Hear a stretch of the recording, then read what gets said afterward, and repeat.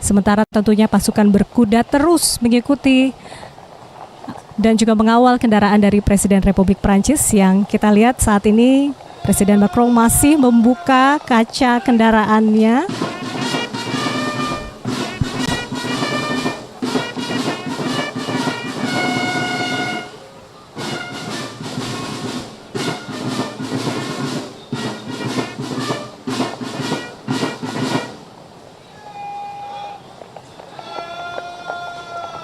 Sesaat lagi upacara kenegaraan tamu negara Presiden Republik Prancis Emmanuel Macron akan segera digelar.